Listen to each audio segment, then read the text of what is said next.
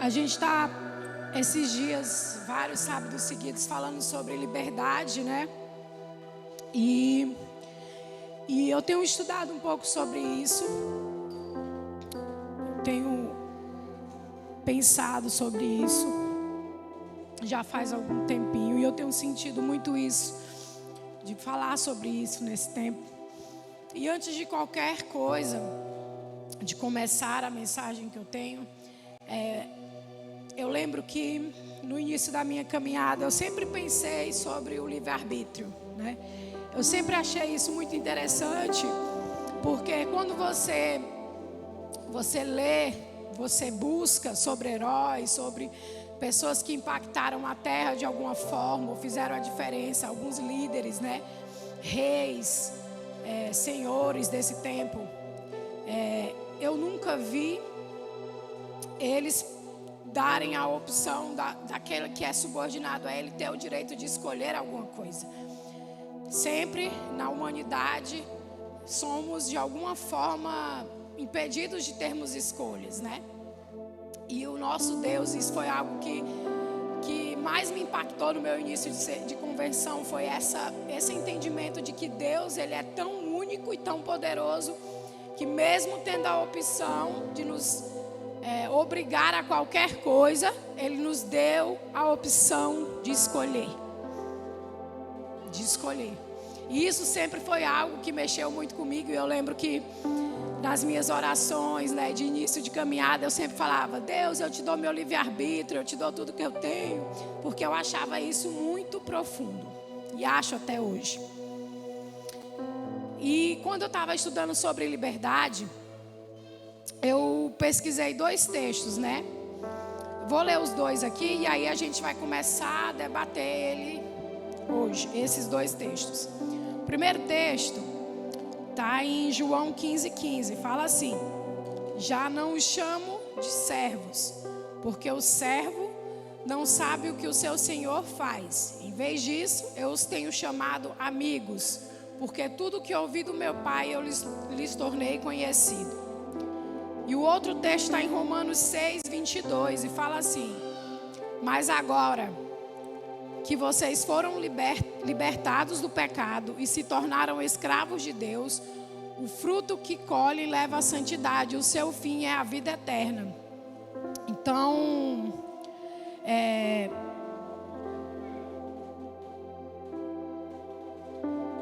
Então, um texto fala que nós não somos mais escravos, e o outro texto fala que a gente é escravo. E aí? E aí eu sempre me perguntei isso, essa questão de ser amigo, de ser filho, de ser escravo, que é isso na Bíblia, né? Existe contradição na Bíblia? Não, a Bíblia ela não é contraditória e nunca vai ser. Então eu comecei a escavucar um pouco sobre isso, e aí eu achei alguns conceitos bem legais, que a início, para falar de liberdade, vamos nos colocar como escravos de Deus, amém? Então a Bíblia ela nunca vai ser contraditória.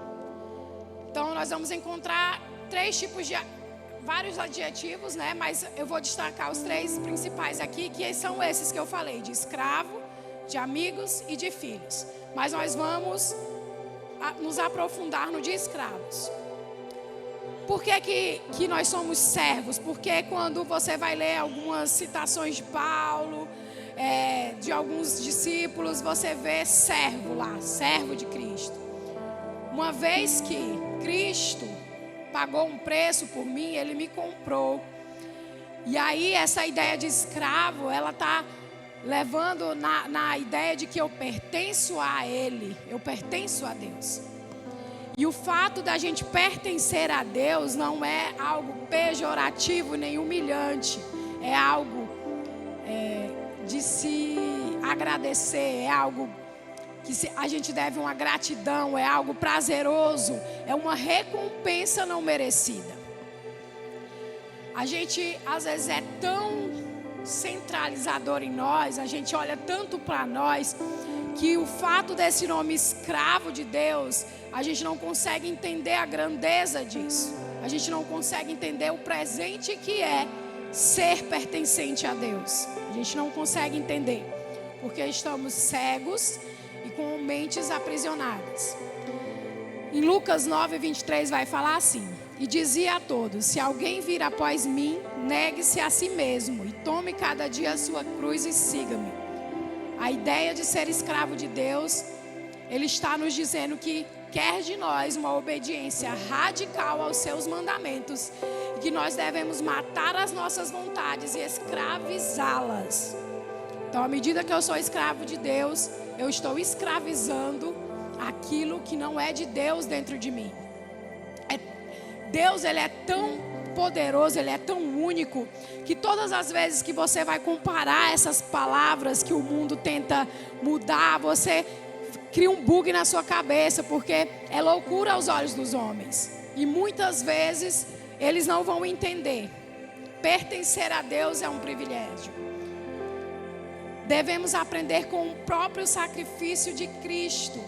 A gente precisa aprender com o sacrifício de Cristo que a renúncia na vida cristã, ela é necessária e ela vai sempre acontecer se você for um cristão genuíno. Então, escravidão, nesse sentido, fala sobre esse negar a si mesmo, tomar uma cruz, sobre uma vida de sacrifício e uma vida de renúncia, como Cristo fez por nós. Resumindo, ser escravo significa fazer parte da humilhação e do sofrimento do Filho de Deus. E além de tudo, qual outro tipo de escravidão na terra te deu o direito de herdar alguma coisa do Senhor, do seu Senhor? Qual outra escravidão que o homem impôs sobre o outro te tornou filho desse Senhor? Nenhuma.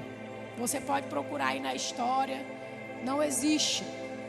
Mas em Cristo, você consegue ser escravo, filho, irmão de Jesus e amigo de Deus. Porque as coisas de Deus, ela é loucura aos olhos humanos. Então, a única coisa que vai existir de contradição em tudo isso é o que a terra vai dizer, o que o homem vai dizer e o que a palavra de Deus diz. Uma coisa nunca vai dar certo com a outra. É sim, sim, é não, não. É sal, é luz. A Bíblia é completamente diferente do que o mundo vai pregar para você. E eu li um resumo bem legal de um cara chamado Daniel Conegero, que fala assim: portanto, todo aquele que ama verdadeiramente ao Senhor, Jesus, é chamado por Ele de amigo e irmão. Fica feliz e muito grato pelo privilégio de poder ser seu escravo. Ser escravo é pertencer a alguém, é ter todo o seu modo de vida determinado por um Senhor e depender dele para a própria subsistência. Então é um privilégio poder dizer que eu pertenço a Deus.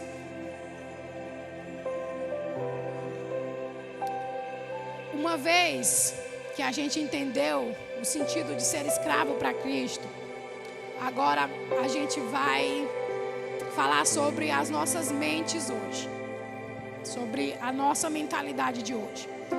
E eu vou abrir meu coração para vocês, que tem algo que me deixa com muito medo quando fala sobre isso, é a falta de profundidade no assunto, porque quando a gente abre, por exemplo, uma caixinha de perguntas para falar sobre isso, sempre vai vir temas rasos, tipo tatuagem, música secular, esquerda, direita, e é muito mais profundo que isso. E o meu medo é que existe uma falta de imersão no rio de Deus, existe uma falta de interesse em buscar por mais revelação do Senhor. Existe sim esses dogmas ainda, existe sim esses preconceitos ainda dentro da igreja, mas é muito mais profundo do que isso, porque não é sobre nós, é sobre Cristo. Sempre a gente vai querer convergir as coisas para nós. Por exemplo, quando a gente fala da salvação a gente tende a falar assim, porque a gente era pecador. E a gente às vezes esquece de falar, é porque primeiro Ele nos amou. Então, Ele é primeiro. Tudo vai começar em Deus e terminar em Deus. E mesmo que a gente tenha uma boa intenção de falar sobre isso, automaticamente a gente vai sempre colocar para nós. Sempre apontar para nós, sempre refletir para nós. E eu estava pensando sobre isso. Quantas vezes eu preguei assim? Quantas vezes eu discipulei e não percebi isso? Que muitas vezes a gente é muito almático, muito emocional, muito emotivo. E a mensagem que Deus tem acelerado no meu coração é sobre o fim dos tempos, é sobre a vinda de Jesus. E que não temos tempo para essas coisas mais, amém? É preciso, como meu esposo gosta de falar, subir o nível, né? É necessário a gente subir o nível das nossas mensagens, subir o nível do nosso confronto, subir o nível de cobrança de forma sadia, mas é necessário, porque Jesus está voltando e a gente precisa correr atrás do tempo perdido e do perdido, né? E eu vou me aprofundar ainda mais nessa questão de olhar para si mesmo, sobre autonomia, a busca por autonomia. Eu estava estudando sobre isso, aí eu vi um Paulo Borges falando sobre um livro chamado Lugar Mais Seguro da Terra. Se eu não me engano é esse o nome do livro. E converge um pouco para isso, para o que a gente vai falar aqui hoje. A humanidade, ela tem corrido de forma acelerada em busca de autonomia. E o que é autonomia? É a capacidade de governar-se pelos próprios meios. A autonomia é uma busca para que você não possa depender de nada e de ninguém, independente do motivo que lhe causou a buscar isso. Essa tem sido a maior busca da humanidade hoje. Uma busca por valorização de si mesmo, para que eu não possa precisar pedir ajuda para ninguém, para que eu seja independente no meu trabalho, na minha casa, independente do meu marido, independente da minha mãe, do meu pai, para que eu não precise nunca precisar de ninguém. Essa é a riqueza que o mundo tem pregado hoje. Você pode ser quem você quiser, porque ninguém manda em você. Você não deve satisfação para ninguém. E você não precisa parar por ninguém, ajudar ninguém. Você pode seguir reto, sem olhar para os lados. O mundo tem pregado que você não precisa olhar para os lados. E a cadeira da igreja é incrível, ela é voltada para cá, para o altar, né? E poucas vezes a gente, no culto, vira as cadeiras para falar com quem está do lado. E quando vira, é uma coisa meio desconfortável. Eu falo porque para mim é. Eu fico desesperada quando, ainda mais eu que sou pastora, aí todo mundo olha, não, ela tem que falar com alguém, ela tem que falar com alguém. Eu fico me cobrando, eu preciso falar com alguém, eu preciso. E eu falo, por que isso é tão difícil? Embora tenha a minha personalidade, tenha as minhas dificuldades, não devia ser difícil. Porque eu sou transformada por Cristo. Isso precisa ser natural. Eu perguntar para quem está do meu lado, como está você? Você está tudo bem? Como você está? Me preocupar com a pessoa que está do lado. Mas a gente não se importa com o outro. A gente segue essa ideia de autonomia, de independência, de seguir acelerado no mesmo rumo, para que eu não precise parar para o próximo. Eu não preciso ensinar nada do que eu sei para ninguém. Na igreja eu não preciso falar com muitas pessoas, apenas com quem é meu discípulo, apenas com a minha pastora, com o meu pastor. Eu já fui muito frustrado, me deixaram muito, por muito tempo eu me virei sozinho na igreja, e cada um por si e Deus por todos. No meu trabalho tem muito isso.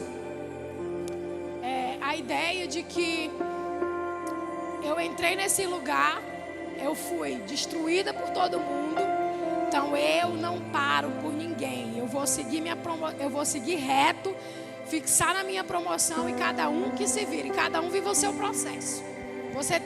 A gente tem muito esse negócio de deixa ele viver o processo dele, não se mete não. Isso tem sido uma desculpa para que a gente não perca tempo com ninguém.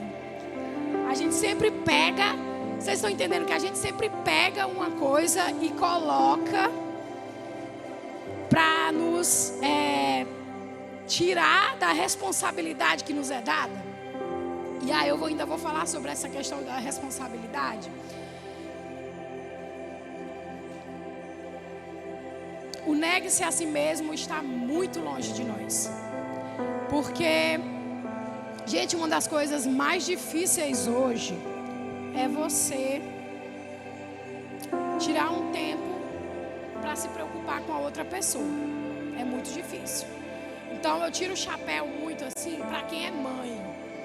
Porque a mãe, ela não tem tempo de olhar para ela.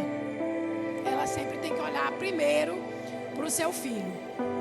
E eu ainda tiro assim, porque para o filho é muito fácil. Porque ele é teu filho, é tua responsabilidade. Mas e dentro da igreja também é muito fácil, porque você está convivendo com as pessoas. E fora daqui. E para as pessoas que não te conhecem. E para os perdidos. Porque Jesus veio para eles. Jesus, quando veio, por onde ele passava, ele exercia a sua responsabilidade, a sua função, o seu propósito aqui na terra. Que era trazer liberdade, curar, nos libertar do inferno. E por onde ele passava, aquilo era propagado e realmente acontecia. Realmente acontecia. Ele quebrou todas as mentalidades escravas dos fariseus, de que eu não podia parar por uma endemoniada, e Jesus ia lá e mexia com aquela mulher e transformava a vida dela. Sabe, ele ia contra todos os paradigmas e todas as coisas impostas naquela época, sem se importar se ele ia perder a vida dele ou não. E é exatamente isso que ele quer de nós. Que a gente entregue, se preciso for, a nossa vida.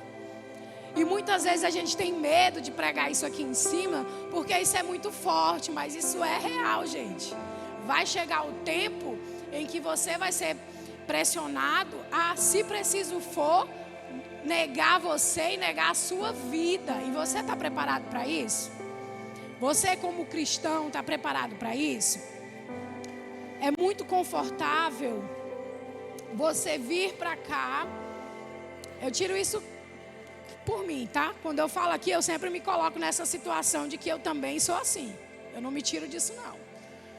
É muito confortável você vir, ter tudo preparado, você só ouvir e depois sair com seus amigos e aí começa uma semana de novo. Mas chega um momento que isso gera um cansaço em você. Não sei se vocês sentem isso, mas eu sinto isso. Porque a gente esquece que dentro de nós foi colocado um anseio pela eternidade. E isso não pode ser preenchido com nada. Você pode correr atrás da autonomia, da sua independência, de dinheiro, do que for. Eu não sei qual é a sua luta, eu não sei qual é a sua obstinação, mas nada vai te deixar satisfeito. Porque o anseio pela eternidade está dentro de você. E a única coisa que vai preencher isso é quando você se colocar no lugar que é para você se colocar e assumir a responsabilidade que Cristo colocou sobre a sua vida.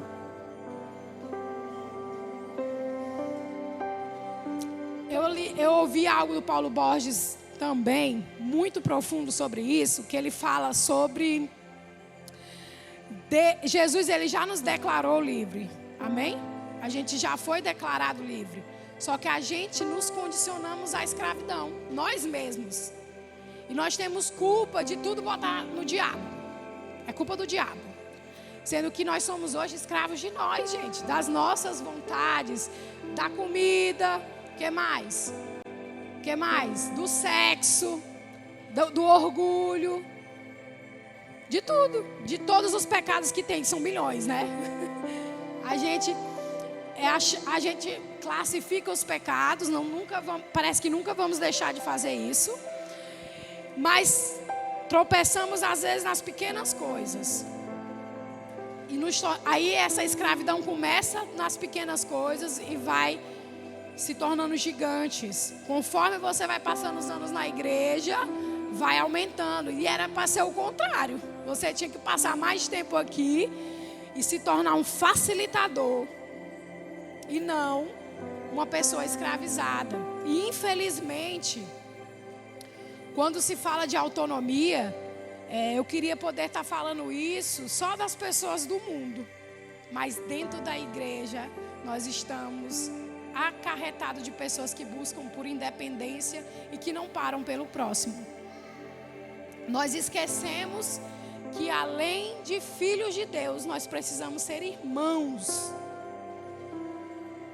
Nós esquecemos dessa parte. Que nós precisamos ser irmãos uns dos outros.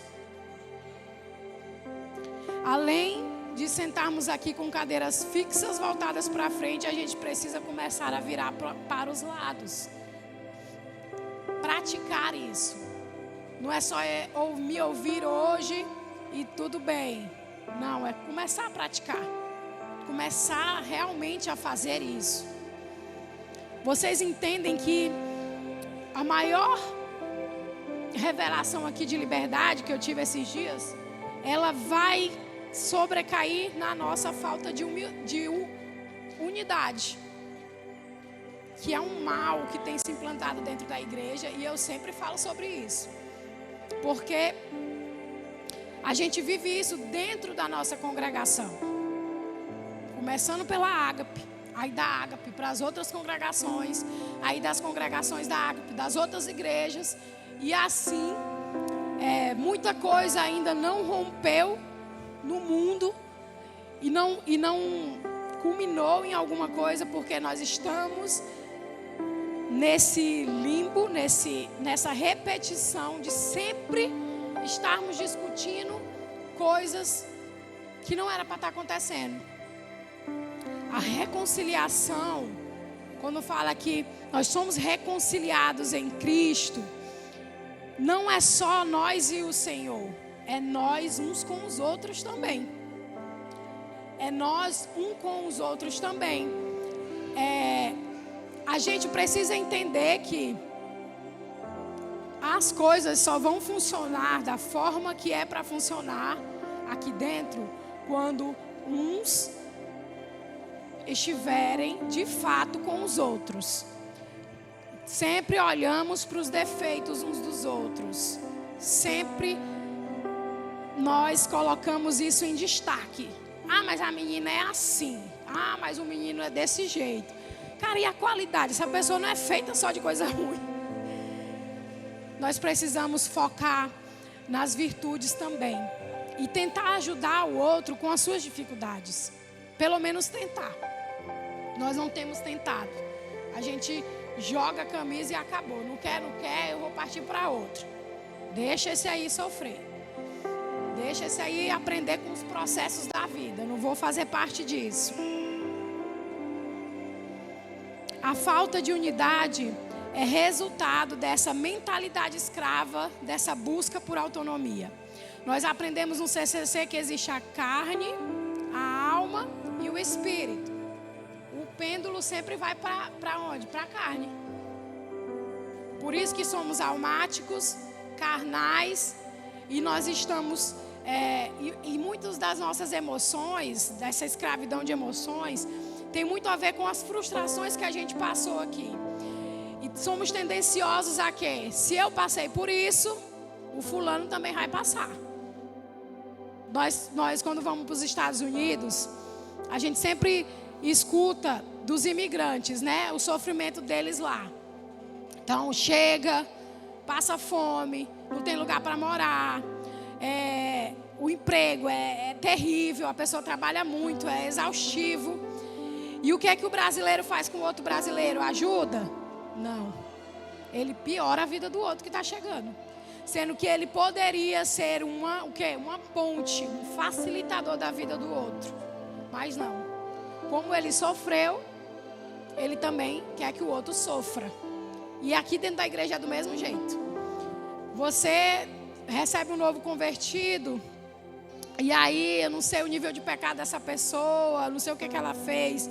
Mas a gente é muito bonito, a gente fala muito bonito, mas na prática é terrível. Se ele é um mendigo, se ele é um pobre, se ele tem alguma doença, ele automaticamente é excluído. Entendeu? Eu fui para São Paulo esses dias com Joane. E eu estava passando naquela Avenida Paulista. E é incrível como a humanidade se acostumou com a degradação humana. Eu lembro que eu vi uma criança, acho que ele tinha uns 4, 5 anos, brincando com o pai dele, tipo umas 8 horas quando eu passei. Quando a gente voltou, mais ou menos meia-noite, na mesma rua, essa criança estava jantando.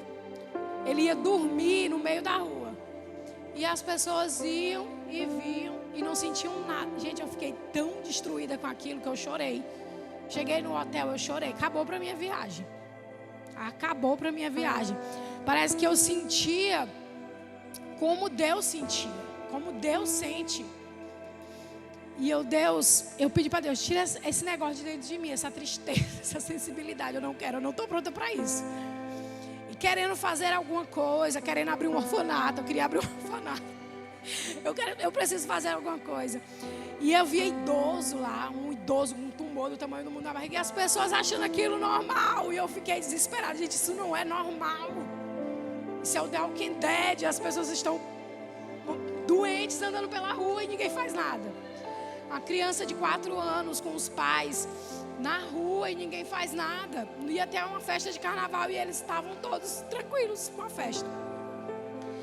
Então, isso também tem acontecido dentro da igreja. Eu lembro que o pastor Rubens se vestiu de mendigo e ninguém ajudou ele na porta da igreja. Isso acontece no nosso meio. E muitas vezes alguns falam assim, não, mas é porque eu tenho vergonha. Isso é o que acontece comigo. Eu tenho vergonha de chegar na pessoa, não é nem que eu não me sensibilize, mas é porque eu tenho vergonha. Mas é porque você ainda tem uma mentalidade escrava. Porque se você não tivesse essa mentalidade escrava, a sua vergonha ia para lá. Porque você tem uma responsabilidade como filho de Deus de parar para o seu irmão, de reconciliar aquele irmão com Cristo, de ajudar. Se você tem condição e você não está ajudando, você está errado. Você precisa ajudar.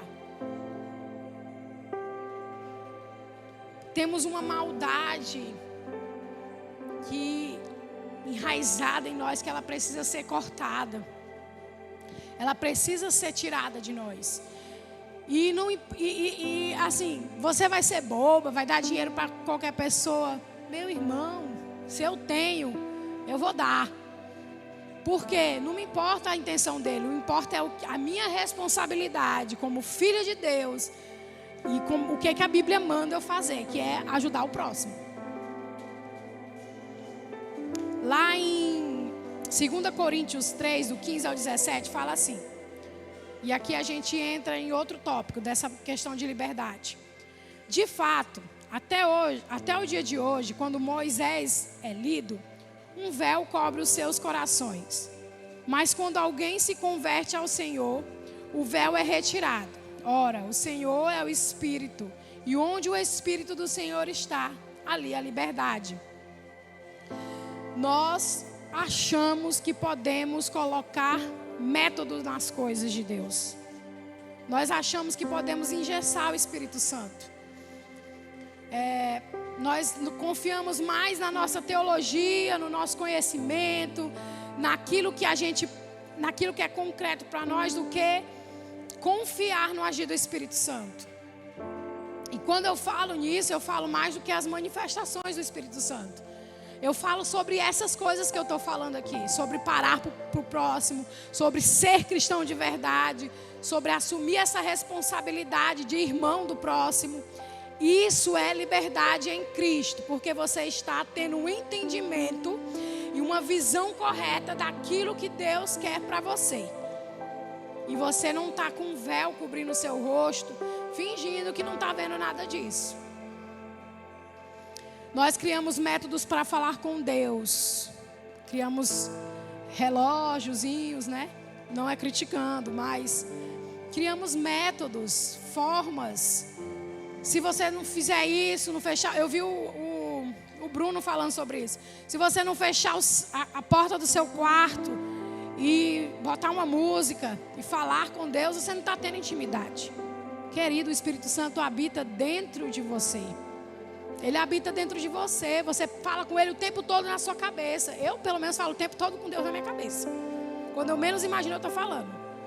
É no carro, é às vezes refletindo sobre alguma coisa com os meus filhos, é às vezes um texto que eu leio, uma palavra que eu leio.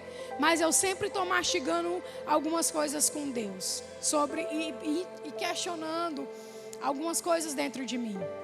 Então não existe um método para você falar com Deus. Você é livre para falar com Ele a qualquer momento. E entender isso é libertador. Se você tem a opção de ter um quartinho ali para falar, aleluia.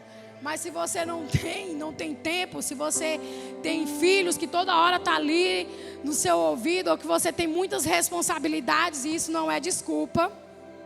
Porque a nossa responsabilidade principal é o quê? Com o próximo. Outra coisa que o Paulo Borges falou foi sobre isso também, que a gente coloca culpa nas nossas responsabilidades secundárias para que a gente não faça as primárias. Sempre tem uma desculpa. Eu não posso servir porque isso. Eu não posso ajudar por causa disso. Gente, servir faz parte da liberdade em Cristo. Servir de forma genuína, servir a igreja, servir o irmão, servir o mendigo, servir o chefe no trabalho, servir a amiga do trabalho. Servir o outro. Isso é libertador.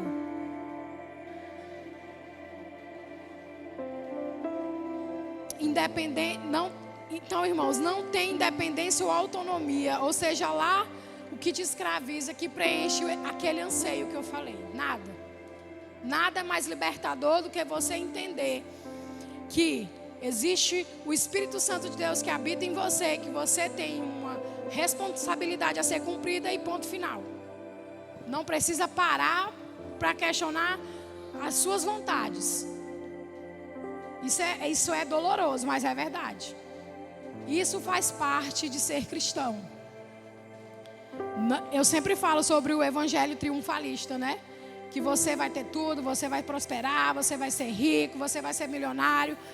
Mas poucos falam sobre o verdadeiro evangelho. Porque a vida de Jesus aqui na terra foi isso, gente. E Ele veio para nos salvar, mas para nos ensinar como a gente deveria fazer a partir de então. A gente só quer pular para a parte que a gente está salvo, que a gente está salvo do inferno. Mas a gente não quer pensar no que a gente faria até lá, né? No que a gente deve fazer até a volta de Jesus. Que é servir o outro em amor, sabe? Parar para ouvir. Se você não tem dinheiro para dar, você tem ouvidos para ouvir, gente. Você tem sempre alguma forma de abençoar. Sempre alguma forma de abençoar o próximo. E essa questão de método é engraçado. Voltando para isso e finalizando a mensagem. Hoje eu passei por uma tribulação enorme. Por quê? Porque eu sou muito apegada a métodos. Eu sou muito, principalmente para pregar. Eu tenho todo um tópico, treino, estudo, marco o cronômetro, uma semana de treino, papapá. E aí quando eu vou abrir hoje, Deus incomoda meu coração. O Espírito Santo sabe que eu ia ficar destruída aqui em cima, ia desmaiar. Aí eu sou incomodada. Não, abre o computador lá na macrocélula da Ilana. Eu super empolgada para essa macrocélula, vou interagir com as meninas, vou falar. Quando eu abro esse computador, que eu não vejo a mensagem, eu falei, vou morrer bem aqui. A minha cara mudou, a minha cor mudou, até meu cabelo mudou. Tudo mudou. Eu falei, eu já mandei pro Joane, indignada. Eu vou matar a Ana Beatriz. E o pecado da raiva, da ira dentro de mim, aquele ódio. Eu falei, eu não vou subir nem em cima do púlpito hoje, não é nem por causa da mensagem, é por causa da raiva que eu estou sentindo daquela menina. Se ela nunca apanhou, hoje ela apanha. Hoje ela apanha. E eu com muita raiva. E aí eu comecei a entender que isso fazia parte do que Deus queria fazer hoje. Porque tá tudo aqui. É a nossa vida. Liberdade em Cristo é isso. É você se não estar apegada a nada que é dessa terra e estar escravizada a tudo aquilo que é de Cristo. aos mandamentos, às responsabilidades, à palavra de Deus. Isso é a verdadeira liberdade. Isso é o que vai nos levar para a verdadeira liberdade. E isso é o que vai nos fazer cumprir de fato o que nascemos para fazer. Aleluia. É sobre isso. Para finalizar, há muitos anos atrás eu escrevi algo que é sobre religião. E eu queria ler para vocês, para finalizar. Eu queria ler algo que eu coloquei no meu coração nesse tempo, acho que foi uns 3 anos atrás, que fala assim, é uma poesia. Olá, religião. Começa assim. Venho aqui para lhe dar um grande adeus. Mas antes disso, preciso lhe dizer umas boas verdades. Existe algo bem maior do que você. Você sabia? Mesmo durante décadas, você trazendo grandes tragédias, confusões e desavenças, você nunca será maior do que o verdadeiro evangelho. A religião, você foi uma arma fincada na igreja para assim dissipar os que precisavam da graça. A religião, você se agarrou a tantos corações e apodreceu muitos que eram puros. Mas haverá o dia que se cumprirá o para sempre. E você não estará lá, porque você é terrena, você é falível e você cairá por terra. E lhe digo com toda certeza, você nunca representará Jesus. Você é alimento de pobres fariseus e infelizmente causa crucificação e morte. Mas o Redentor é ressurreição, redenção e vida. Muitos lhe usam como paralelo do cristianismo. Mas sabe de uma coisa? Você é o oposto. O que mais detesto em você, religião, é a sua baixa criatividade, os seus rótulos e principalmente a sua exclusão. Por isso te digo que até o dia em que o meu Criador me permitir estar nessa jornada, lutarei calorosamente para derrubar você. Adeus, religião. Adeus, religião. Nós precisamos dar adeus à religião que há dentro de nós. E quando se fala religião, a gente tem que falar no quê? Nos conceitos que nós temos dentro de nós, enraizados, aprisionadores de julgar o próximo. A gente só quer gente legal dentro da igreja, gente fácil de cuidar, bonita, cheirosa, que vai dar um bom like, né, nos vídeos. A gente não para o perdido de fato, para as prostitutas. Nós não paramos. E o verdadeiro evangelho é isso. Se tem uma coisa que sempre queimou no meu coração, foram essas pessoas. Sempre. Sempre, sempre, sempre. Porque eu acredito que se eu não tivesse conhecido Jesus, e se eu tivesse seguindo o que minha carne pede para me ser, provavelmente eu estaria só Deus sabe aonde. Então, eu queria chamar você aqui à frente. Vamos adorar.